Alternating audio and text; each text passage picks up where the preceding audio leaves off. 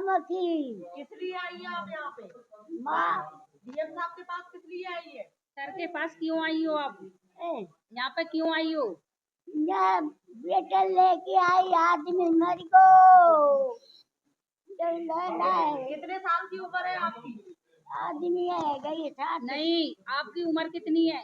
यही हाँ, अब हमारे न्यू समझो, अगर ये जाए काए जब 9-10 वर्ष को। मथुरा कलेक्ट्रेट में सोमवार को 112 वर्ष की बुजुर्ग महिला अपनी वृद्धावस्था पेंशन की समस्या लेकर जिलाधिकारी चंद्र प्रकाश सिंह के पास पहुंची। हाईवे क्षेत्र के बाकलपुर स्थित इंद्रपुरी निवासी रामभूर ने डीएम को बताया कि उन्हें पेंशन नहीं मिल रही है। बुजुर्ग महिला की समस्या सुनते ही जिलाधिकारी ने तत्काल संज्ञान लेते हुए जिला समाज कल्याण अधिकारी को निर्देश दिए कि सभी औपचारिकताएं पूरी कर 3 दिन के भीतर उनकी पेंशन स्वीकृत कराई जाए। डीएम ने कहा कि ऐसे मामलों में किसी भी तरह की लापरवाही बर्दाश्त नहीं की जाएगी। माता जी जिनकी उम्र 112 वर्ष है, उनका नाम रंभूली है, इंद्रपुरी कॉलोनी शहर की रहने वाली है और उनको कहीं से जानकारी मिली कि सरकार जो है गरीब लोगों की बहुत मदद कर रही है। वो अपने बेटे के साथ आज यहाँ आई हुई थी। जब मैंने जानकारी की तो वो उनको ये नहीं पता था कि बहुत आसानी से आजकल जो वृद्धावस्था पेंशन है वो सरकार स्वीकृत करा दे रही है। हम लोगों के पास आई थी, उनकी पुत्र वधू थी और उनका एक बेटा है जो मजदूरी करता है, जिसकी स्वयं की उम्र लगभग 80 साल के आसपास है। तो बैठ करके पूरा विभाग के लोगों को बुलाया गया है और अगले 3 दिनों में उनकी पेंशन, वृद्धावस्था पेंशन भी स्वीकृत कराई जा रही है और स्वीकृत कर दी जाएगी। बट सबसे अच्छी बात है कि जो उन्होंने बताया कि उनसे एक पत्रकार बंधु, जब उन्होंने अभी अपना 112वां जन्म दिवस उनके घर वालों ने मनाया, तो एक पत्रकार बंधु उनके यहाँ उसमें प्रतिभाग करने गए थे।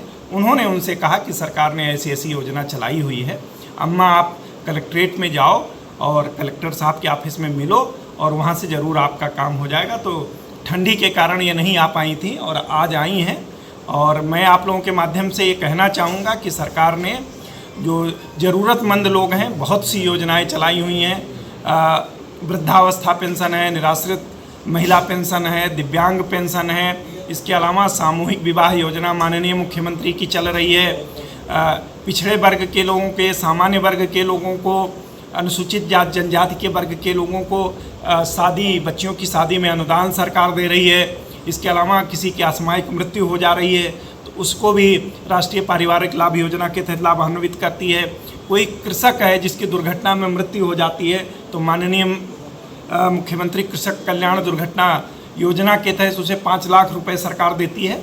इसकी जानकारी सभी को होनी चाहिए और अगर ये जानकारी हो जाएगी, और सबसे अच्छी बात है कि इसके लिए किसी के कार्यालय में आने की ज़रूरत नहीं है, अपने पास के सीएससी से ऑनलाइन अप्लाई कर देंगे और ये जो सरकारी विभाग हैं, चाहे वो राजस्व विभाग हो, खंड विकास अधिकारी का कार्यालय हो या जिलाधिकारी का कार्यालय हो, वो उस पर समयबद्ध ढंग से कार्रवाई करते हुए पेंशन आदि की कार्रवाई स्वीकृत कर दी जाती है। किसी को हम लोगों के ऑफिस के चक्कर लगाने की ज़रूरत नहीं है।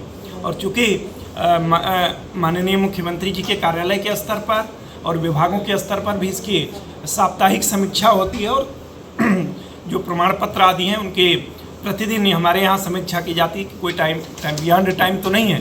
तो ये मैं आप लोगों को भी साधुवाद दूंगा कि जिस भी पत्रकार बंधु ने इनको माताजी को बताया था वो बहुत ही बधाई का पात्र है। और आप लोगों से मैं